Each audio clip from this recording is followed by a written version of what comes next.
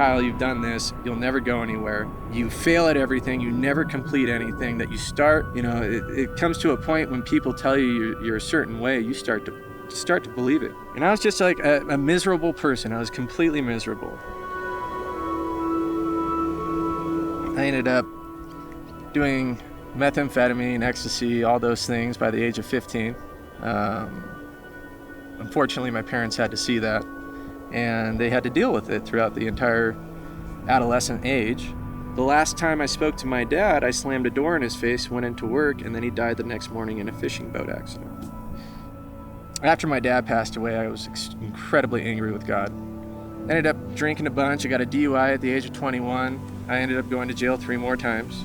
My anger started growing. At the age of 30, I was given a marijuana dispensary in Los Angeles, literally handed to me. 2 of my best friends that I've known my entire life, they ended up embezzling $100,750. My trust, I had insane trust issues, didn't trust anybody, didn't trust my girlfriend. I had so much anxiety, and I can't express how much anger I had.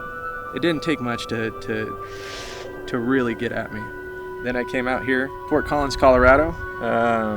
November of 2019, I found out that I, on a one-night stand, had conceived my daughter, and I did not want to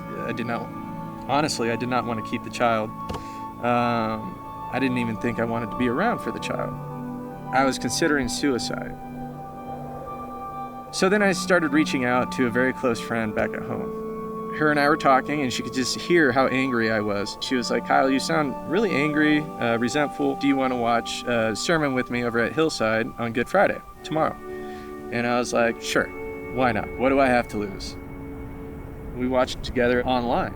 I was angry at God, but to be able to see what Jesus went through on his way to the cross. And the last thing he says before he dies is, "Please God forgive them, for they not know what they do." The next Sunday, I ended up watching another sermon. And after the sermon, they put out something that, "Text this phone number if you believe." Before my dad passed away, he saw his son drop out of high school, create a drug addiction, and then his son ended up hating him up until his death.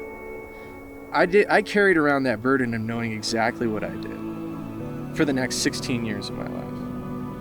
And that was horrible. It was a burden that I carried for long enough, and that was my opportunity. So Jeff reaches out to me, Pastor Jeff. "Hey dude, what's up? Hey, this is Jeff." And then right after that, we just kind of created a relationship. We talk almost every single week, and he was super loving to me and kind. And that for somebody with my background, being able to understand that I have been forgiven for all of my mistakes, simply put, mistakes. You don't have to beat yourself up anymore, and you could actually be loving towards other people again. I was able to let go of all of that, and that lifted this weight off my shoulders. I have already been forgiven.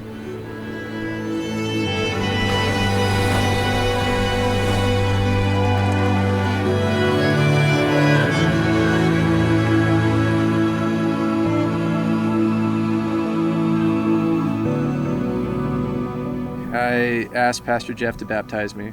This is me turning a page into the next chapter, showing my commitment to God and to my daughter. My dad was there for me every step of the way, regardless of how much of a knucklehead I was, and she deserves to have a father. I've never once, since turning my will and my life over to God, stepped inside of a brick and mortar church. I have a core group of friends. I also have a Bible study group that we do once every single Friday. It's as simple as just creating a loving relationship with God and doing the right thing in every moment in the way that God's eyes would see. And that's the most beautiful thing about this entire process.